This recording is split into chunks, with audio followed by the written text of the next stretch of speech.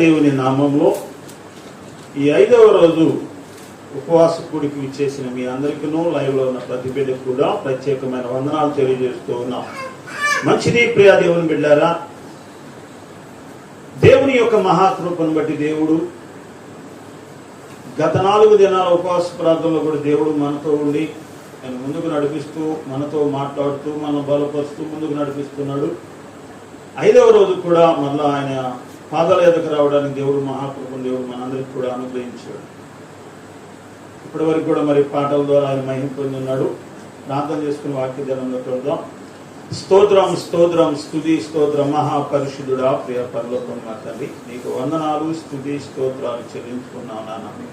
ఇదిగో ప్రభా, నూతన సంవత్సర వాగ్దానాల నిమిత్తం ప్రభా నీ పాదాల యొద్దకు 4 దినాలు రావడానికి అయ్యా మీరు చూపిన ప్రేమను బట్టి కృపను బట్టి నీకు స్తోత్రాలు నాన్న. ఈ సమయంలో వాక్యదానంలోకి వెళ్తుండగా సౌతని బిడ్డ కావాల్సిన జ్ఞానమే దయచేయండి. నన్ను నీ సిలువు చాటును మరుగుపరచండి, నా నోట్లో నీ మాటలు ఉంచండి. నాతో మాతో మా అందరితోనూ అలాగే లాగిలో ఉన్నటువంటి ప్రతి బిడ్డతో మీరు మాట్లాడండి. బిడ్డను బలపరిచి స్థిరపరిచి నామానికి మాత్రమే మహిమ తెచ్చుకోవాలి. ఇతడైన యేసుక్రీస్తు ఘనమైన నామంలో మీకు అడిగి ప్రార్థించి వేడుకున్నాం తండ్రి, ఆమేన్. హల్లెలూయా హల్లెలూయా. మంచిది ప్రియ దేవుని బిడ్డలారా, ఈరోజు మన అంశము నీ అక్కర ఎలా తీరుతుందా అని ఆలోచిస్తున్నావా అనే అంశం ద్వారా దేవుడు మనతో మాట్లాడబోతున్నాడు. నీ అక్కర ఎలా తీరుతుందా అని ఆలోచిస్తున్నావా అనే అంశం ద్వారా దేవుడు ఈ రాత్రి మనతో మాట్లాడబోతున్నాడు. ప్రియ సహోదరి సహోదరుడా, మన కుటుంబంలో అనేక రకాలైన అక్కర్లు ఉంటాయి, అనేక అవసరాలు ఉంటాయి. ఒక్కొక్కసారి ప్రియ దేవుని బిడ్డలారా ఇల్లు గడవనటువంటి పరిస్థితి, నా నిరీక్షణ కలిగి ఉన్నాను, ఈ నిరీక్షణకు ఆధారం ఏమీ లేదు అని ఒకవేళ నువ్వు బాధపడుతున్నావేమో, ఎంత కష్టపడ్డా ఆ కష్టానికి ప్రతిఫలం లేదు అని ఒకవేళ నువ్వు దిగులు పడుతున్నావేమో, నా బిడ్డల భవిష్యత్తు వాళ్ళ వివాహాలు ఎలా చేయాలని ఒకవేళ నువ్వు దిగులు పడుతున్నావేమో, అనారోగ్యంతో నేను బాధపడుతున్నాను, ఏంటి నా పరిస్థితి అని ఒకవేళ నువ్వు బాధలో ఉన్నావేమో,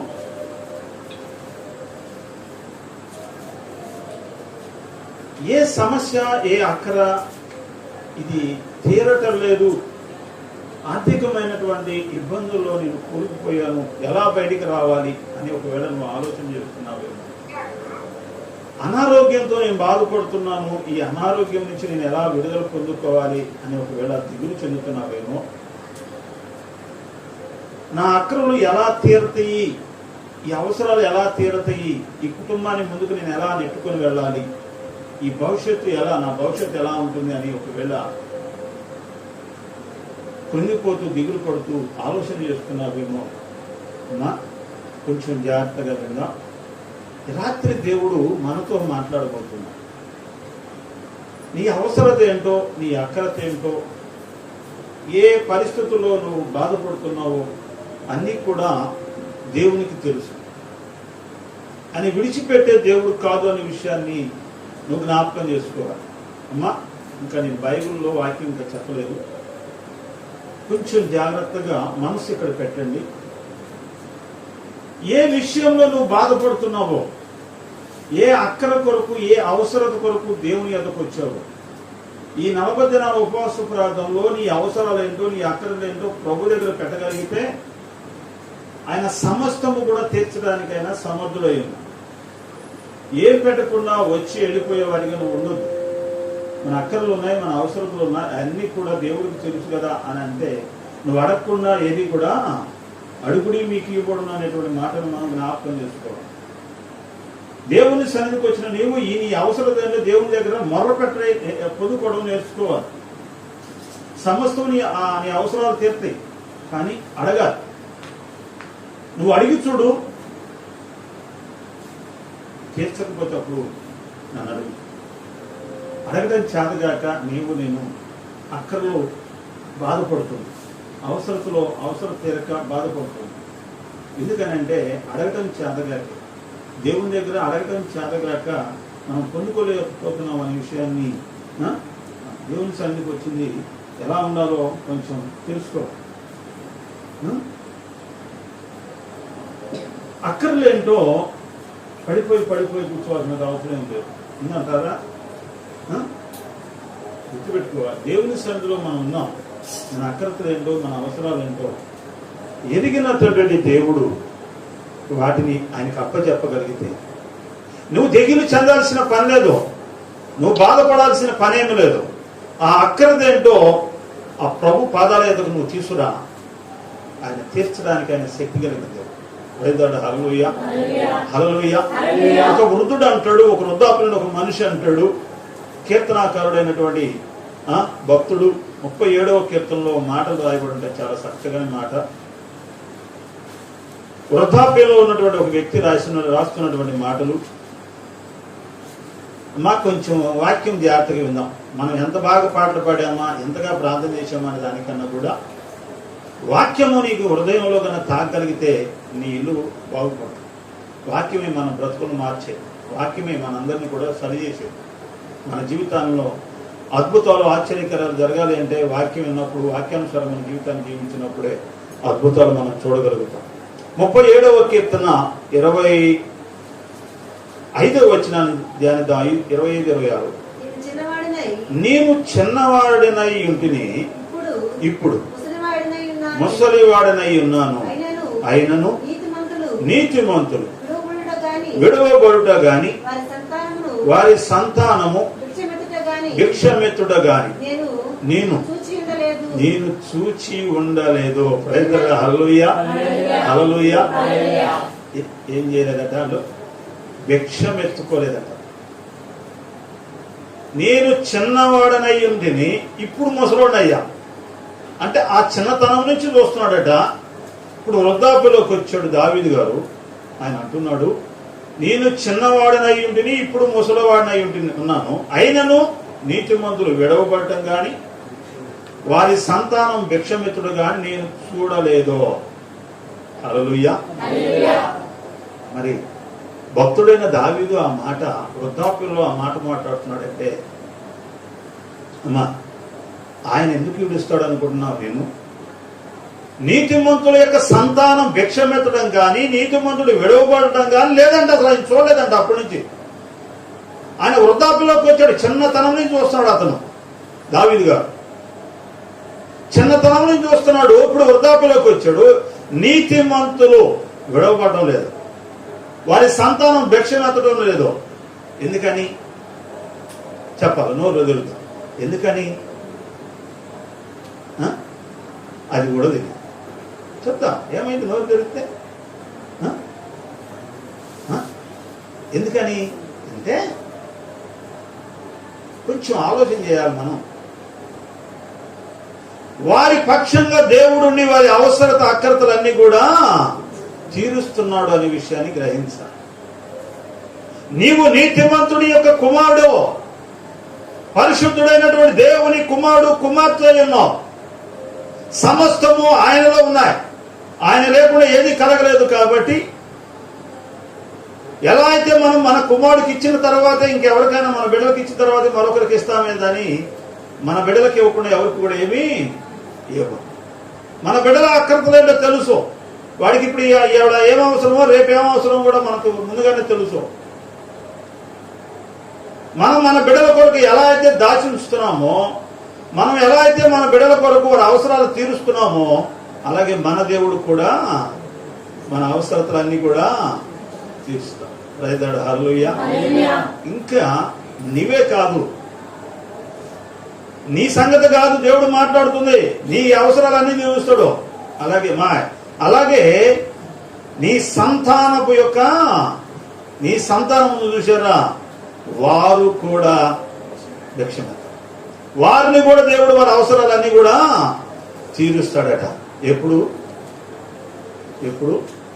నువ్వు ఎప్పుడైతే నీతిమంతులుగా ఉంటావు అంటే, నువ్వు దేవుని సన్నిధిలో దేవుని బిడ్డగా నువ్వు మార్చబడి దేవుని సన్నిధిలో నిత్యము ఆయన పాదాలు ఎప్పుడైతే పట్టుకుంటావో అప్పుడు ఆయన నిన్ను మాత్రము నిన్నే కాదు నీ బిడ్డలను కూడా విడవను. భిక్షమెత్తరంతే.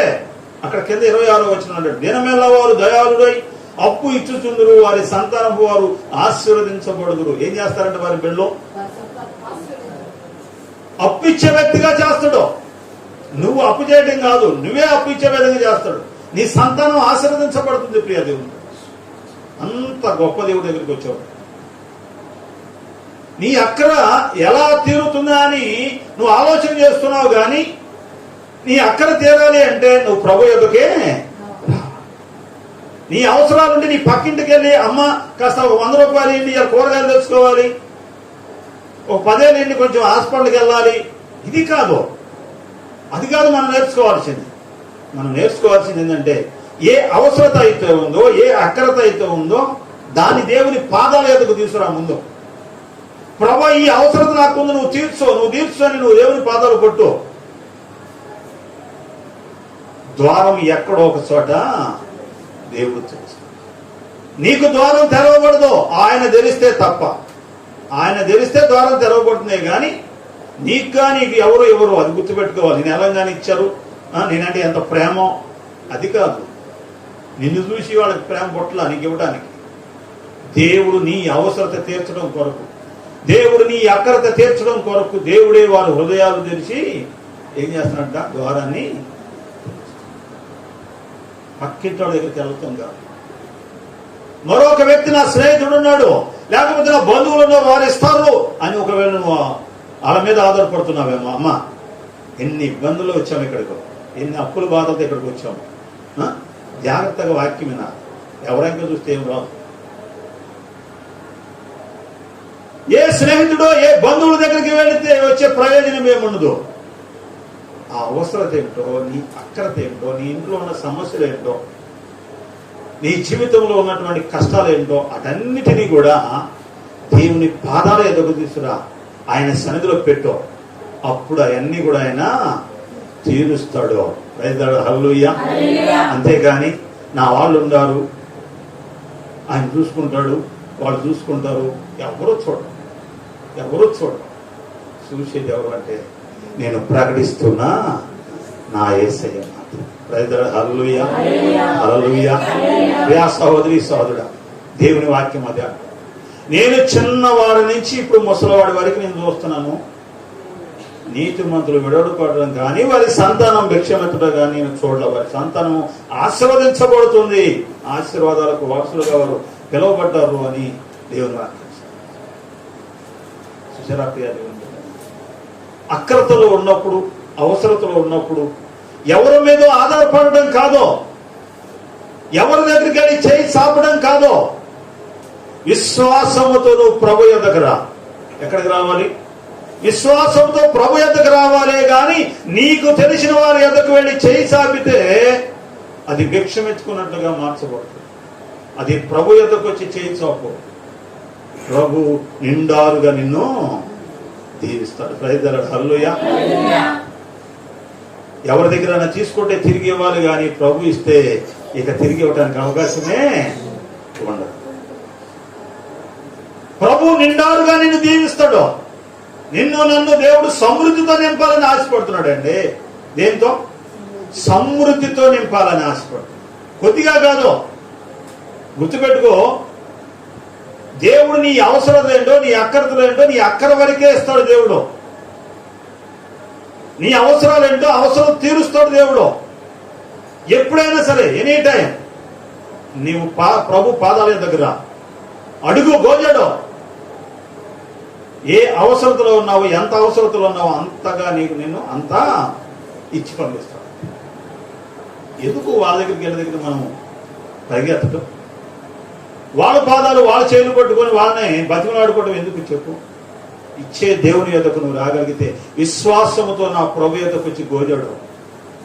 నీ అన్నీ కూడా అక్కర్తలన్నీ కూడా, నీ ఇంటి అవసరతలన్నీ కూడా సమస్తము కూడా నీకు తీర్చాడు. సమృద్ధితో, దాంట్లో సమృద్ధితో తృప్తి పరిచే విధంగా దేవుడు నేను దీవిస్తాడు. తృప్తి నీ జీవితంలో తృప్తి ఎప్పుడు ఉంటుందంటే నువ్వు ప్రభు యొద్దకు వచ్చి అడిగినప్పుడు, ప్రభు ఇచ్చినప్పుడే నీకు తృప్తి. ఈ లోకంలో నీకు ఎంత సంపాదించిన నీకు తృప్తి అనేది ఉండదు. ప్రభు దగ్గరికి వచ్చినప్పుడే నీకు తృప్తి ఉంది. అందుకే అంటాడు ప్రియ దేవుని బిడ్డ, మత్తయి సువార్త 6:32 ఇవన్నీ మీకు కావాలనని మీ పరలోకపు తండ్రికి తెలియను అంటాడు. ఏవన్నీ? నీ ఏ అవసరతలు ఉన్నాయో ఏ అక్కరతో అయితే నువ్వు బాధపడుతున్నావో అవన్నీ నీకు కావాలని నీ పరలోకపు తండ్రికి తెలుసు. ఆయనకి తెలుసు. ఏంటి నా ప్రభు నా జీవితంలో ఇన్ని బాధలు పడుతున్నా కూడా నా అవసరతలు తీర్చట్లేదు అనుకుంటున్నాను. ఎందుకంటే ప్రియ దేవుని బిడ్డలారా, సారెపత్తు విధవరాలు ఉంటుంది. మొదటి రాజుల గ్రంథం 17వ అధ్యాయంలో సారెపత్తు విధవరాలు మనకు కానొస్తుంది. ఆమె పొలాలు ఎరుకుంటాకి వెళ్ళింది. ఎందుకనంటే భయంకరమైన కరువు వచ్చింది. ఆ భయంకరమైన కరువులో ఇక బ్రతకడానికి కావలసిన ఆహారం అక్కడ దొరకనటువంటి పరిస్థితి. వర్షం లేదు, పంట పండలేదు, కాబట్టి ఎక్కడ కూడా ఏమీ దొరకల. ఇక ఆమె దగ్గర ఉన్నది ఏంటంటే తొట్టిలో కొంచెం పిండి ఉంది, గుడ్డులో కొంచెం నూనె ఉంది. ఏదో చెరొక అప్పం చేసుకొని కుమారుడు ఆమె తిని ఇక అయిపోయింది కాబట్టి రేపు 2 రోజుల్లో ఏదో మంచి తాగి బతికితే 1 రోజు 2 రోజులు మనం బతుకుతాం కాబట్టి ఆ తర్వాత చచ్చిపోవడమే అని ఆమె ఆలోచన చేస్తూ పొలం ఏర్పడానికి వెళ్ళింది. ఆ సమయంలో దేవుడు ఏలియాకి చెప్తాడు, ఏలియా నీవు సారెపత్ అనే ఊర్లోకి వెళ్ళు, అక్కడ విధవరాలు ఉంటుంది. అమ్మా, ఒక విధవరాలు ఉంటుంది, ఆమెకు నేను సెలవిచ్చా. ఏం చేశాడంటే దేవుడు, అక్కడ చూడండి 17వ అధ్యాయము, మొదటి రాజులు 17వ అధ్యాయము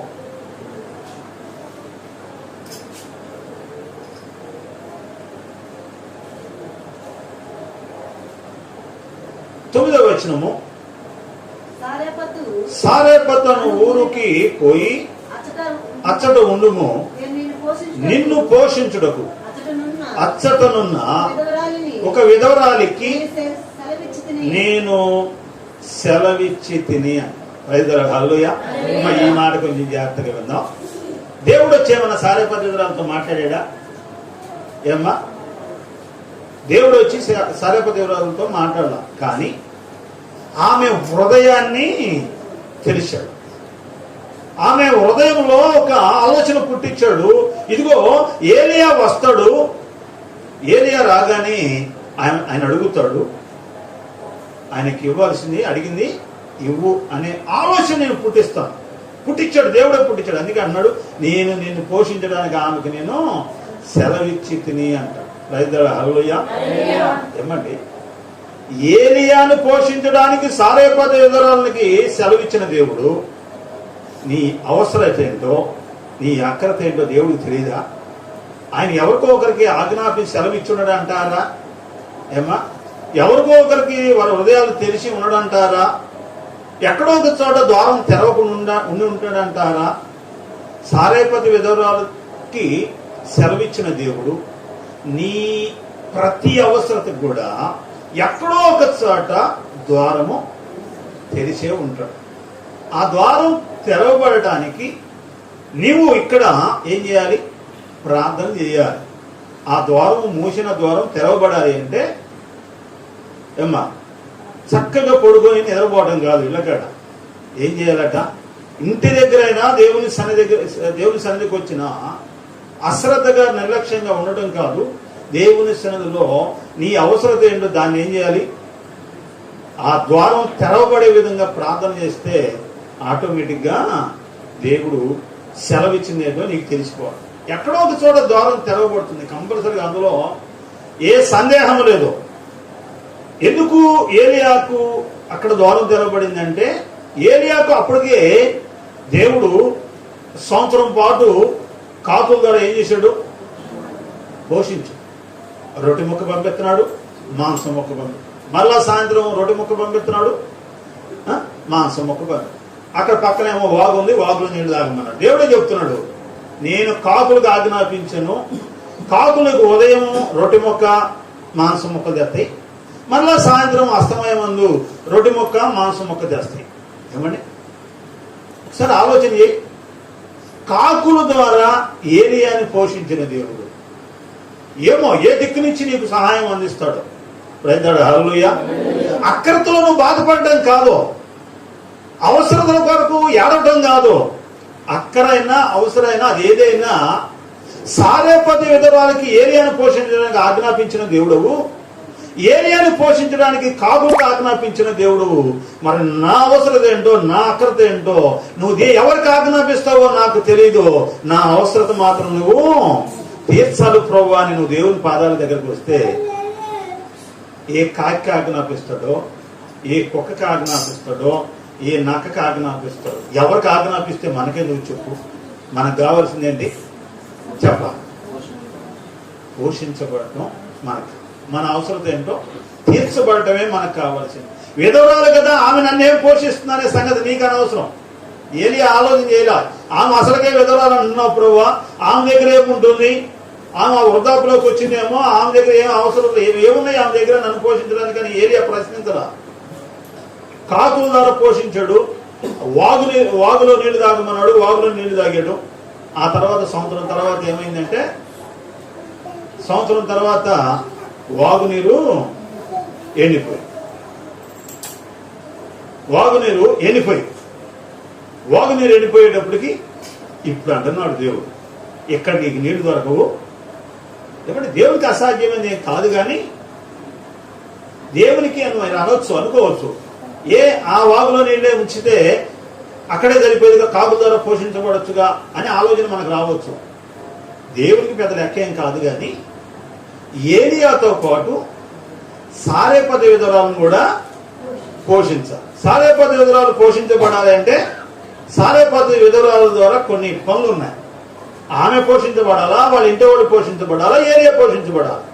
అయితే ఒకసారి ఆమెను పరీక్షిద్దామని చెప్పి ఏలియాని అక్కడికి పంపించాడు. ఏలియా అంటున్నాడు, అమ్మా కాస్త మంచిది అంటే చెత్తకి వెళ్తుంటే అప్పుడు ఒక మాట అంటాడు, వస్తా ఒక అప్పం కూడా తీసుకురమ్మా, ఆకలి అవుతుంది అంటాడు. ఆమె అంటుంది, అయ్యా నేను విధవరాల్ని, నాకు ఒక కొడుకున్నాడు, వాడు చిన్నవాడు, ఒక 2 అప్పాలు అవుతాయి, కొద్దిగా పిండి ఉంది, నూనె ఉంది, ఏదో చెరొక అప్పం చేసుకొని తిని తర్వాత చచ్చిపోవాలని నేను ఎంచుకున్నాం. ఇక సావే మా బ్రతుకులో ఇక ఆనందం లేదు ఏమండి ఆమె అంటుంది. ఇక తిని ఏమవ్వాలనుకుంటుంది చెప్పాలి ఏమవ్వాలనుకుంటుంది, చనిపోవటం ఇక మా బ్రతుకులేక ఏమంటే. ఆ మాటల్లో ఒకసారి ఆలోచించి ఆమె ఎంత బాధ అనుభవిస్తుందో, ఎంత కష్టాల్లో ఆమె ఉందో.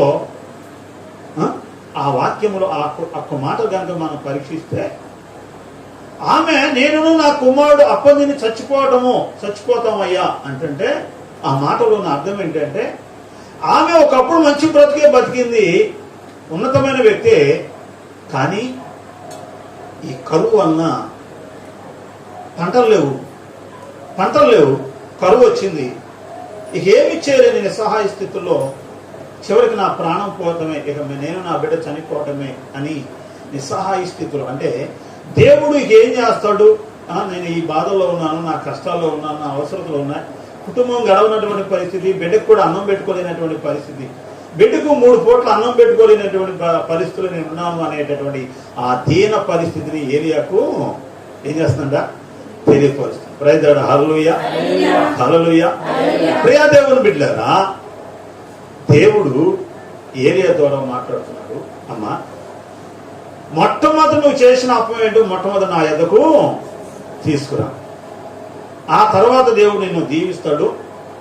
ఇక కరువు అయిపోయేంత వరకు కూడా మీ కుటుంబంలో ఏ కొరత ఉండదు అన్న. ప్రైజ్ హల్లెలూయా. ఆమె వెంటనే ఆమె చేసిన అప్పాల్లో ఒక అప్పం ఏలియాకు తీసుకొచ్చింది. తర్వాతట వారు తింటుండగా ఆమె కుమారుడు అక్కడ తన ఇంటి వారందరూ, అంటే వారి తల్లిదండ్రులు, వారి బంధువులు, వారి అందరూ కూడా ఎన్ని సంవత్సరాలు తిన్నారు? అనేక దినములు. అంటే కరువు తీరేంత వరకు కూడా భోజనము చేస్తూనే ఉన్నారు. అంటే అందరూ తొట్టిలో పిండి కానీ గుడిలో నూనె కానీ అయిపోలేదంట. ప్రైజ్ హల్లెలూయా.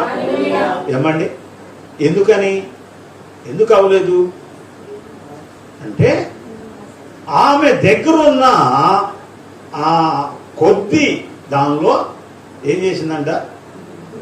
మొట్టమొదట దేవుని సన్నిధికి తీసుకొచ్చింది. ప్రైజ్ ది లార్డ్, హల్లెలూయా.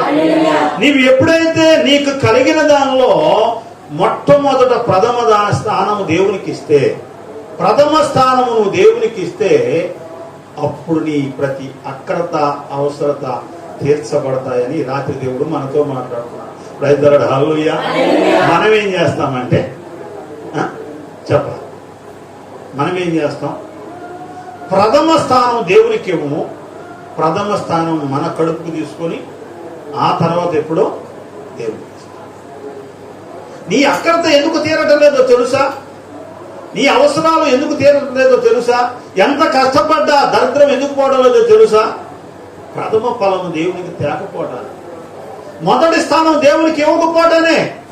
ఎప్పుడు చూసినా అదే దరిద్రం, అదే బాధ, అదే ఎన్నాళ్ళైనా ప్రార్థనకు రా, ఎన్నాళ్ళైనా దేవుని సన్నిధికి రా, నీ అవసరాలు అక్కడితో మాత్రం తీర్చబడదు.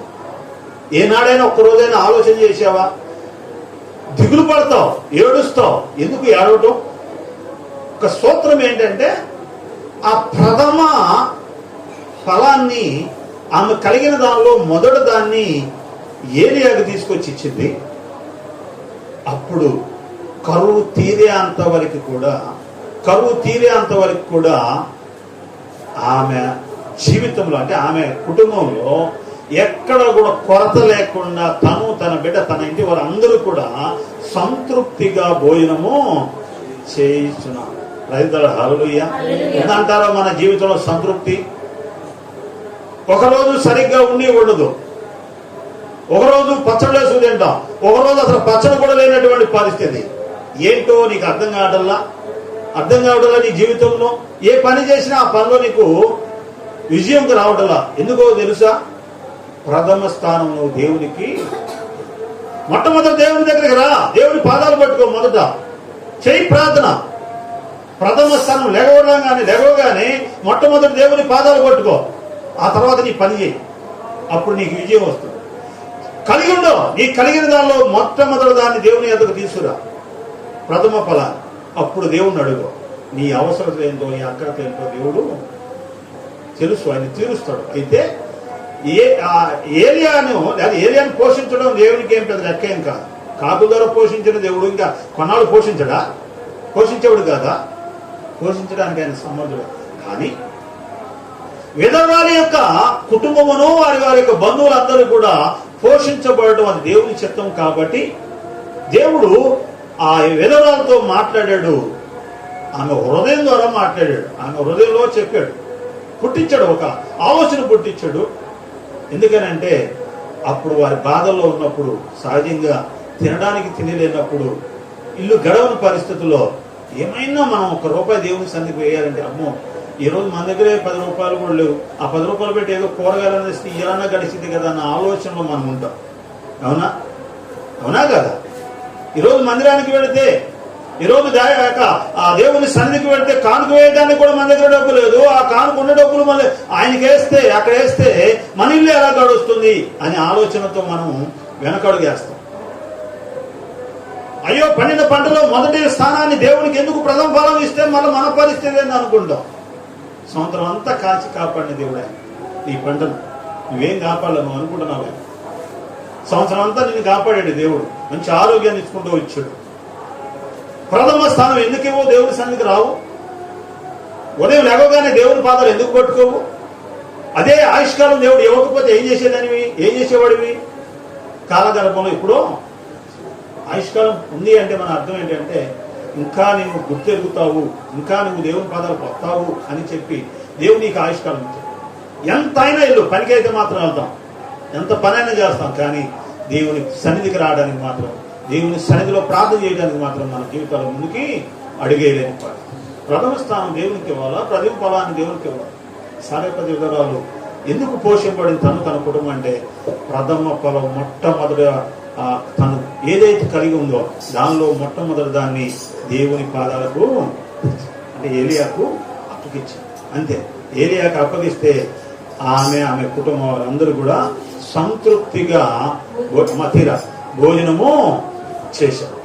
సంతృప్తిగా, సమృద్ధి, తృప్తితో వాళ్ళు జీవించినట్టుగా మొట్టమొదట ప్రథమ ఫలాన్ని ఆయన పాదాల ఎదుగు తీసుకురా. ఆయనకి తెలుసు నీ అవసరాలు తీర్చడం తెలుసు, నీ అక్రతలు తీర్చడం తెలుసు, నీ సమస్యలు తీర్చడం తెలుసు. కానీ ప్రథమ స్థానం దేవునికి ఇవ్వకుండా నువ్వు ఎప్పుడైతే పని ప్రారంభిస్తావో, పని ముగిస్తావో, అప్పుడు నీ జీవితంలో సమస్యలే, కష్టాలే అన్నీ కూడా ఏది పని చేసినా దానికి ఎదురొట్టడమే తప్ప ముందుకు నడవలేనటువంటి పరిస్థితి. ఎప్పుడు చూసినా అప్పులే. కారణం ఏంటంటే ప్రథమ స్థానం దేవునికి, ప్రథమ ఫలము నువ్వు దేవునికి ఇవ్వడం లేదో. అందుకే నీ జీవితంలో ఏనాడు విజయాన్ని చూడలేకపోతున్నావు, ఏనాడు కూడా ఆనందాన్ని చూడలేకపోతున్నావు. దేవుని సన్నిధిలో ప్రథమ స్థానం దేవునికి ఇవ్వకపోవడాన్నా ఏది చేసినా కూడా సఫలము. అందుకే అంటాడు, చివరిగా నా మాటలు ముగిస్తాను. ఫిలిప్పీయులకు రాసిన పత్రిక, అపోస్తలుడైన పౌలు ఫిలిప్పీయులకు రాస్తూ తన పత్రికలో 4వ అధ్యాయము 9వ వచనం చూద్దాం. కాగా దేవుడు తన ఐశ్వర్యం చొప్పున క్రీస్తు యేసునందు మహిమలో మీ ప్రతి అవసరమును తీర్చును. హల్లెలూయా. దేవుడు తన ఐశ్వర్యం చొప్పున క్రీస్తు యేసునందు మహిమలో మన ప్రతి అవసరము కూడా తీరుస్తాడు. ఎప్పుడు మన అవసరాలన్నీ కూడా, అక్కర్తలన్నీ కూడా ఆయన తీరుస్తాడు. ఎప్పుడు అని అంటే సారేపతి విధులు ఎలా అయితే దేవుని సన్నిధికి లేదా దేవుని సేవకుడి దగ్గరికి తీసుకొచ్చిందో, ఆయన మాటకు లోబడిందో, విధేయత చూపించిందో, ఎలా ఆమె ఆశీర్వదించబడిందో మనం కూడా అలా ఆశీర్వదించబడాలని దేవుడు. మన ప్రతి అవసరం, ఏ అవసరం ఉన్నా కూడా అవసరాలు తీర్చడానికి ఆయన సమర్థుడు. ఆయన మహిమలో, క్రీస్తు యేసు మహిమలో, ఆయన దేవుని యొక్క ఐశ్వర్యం చొప్పున క్రీస్తు యేసునందున్న మహిమలో మన అవసరాలన్నీ కూడా తీర్చడానికి ఆయన ఎదురు చూస్తూ ఉన్నాడు. ఆ అవసరాలు తీర్చబడాలి అంటే కంపల్సరిగా సారేపతి విధురాలాగా ఆమె ఎలా అయితే చేసిందో మనం కూడా అలా చేయగలిగితే ఏ అవసరతున్నా, ఏ అక్రతున్నా కూడా ఆయన తీర్చడానికైనా ముందుంటాడు. అదేంటి రాజు గారు, ఇక లేకపోతే తీర్చడా అంటే నువ్వు ముందు ప్రథమ స్థానం దేవునికి ఇవ్వకుండా, ప్రథమ స్థానం నీకు నువ్వు ఇచ్చుకుంటున్నావో నీ వారికి ఇచ్చుకుంటున్నావు. ప్రథమ స్థానం దేవునికే తప్ప, ప్రథమ ఫలము దేవునికే తప్ప ఇక ఎవరికి కూడా చెందడానికి వీలు. ఉదయం లేవగానే మొట్టమొదటి ఆయనకే ఇవ్వాలా, కలిగిన దానిలో మొదటిది ఆయనకే ఇవ్వాలా, ఏ పని చేస్తున్నా మొదటి స్థానం ఆయనకే ఇవ్వాలి. అప్పుడే నీ జీవితంలో విజయాన్ని చూస్తాం, అవసరాల్లో అక్కర్తలో కూడా సమృద్ధిని చూస్తామని దేవుడు సెలవిస్తున్నాడు. అలాంటి మహాకృపను దేవుడు నీకు నాకు మనందరికీ కూడా అనుగ్రహించును గాక. దేవుడి కొద్ది మాటలు దీవించును గాక. ఆమె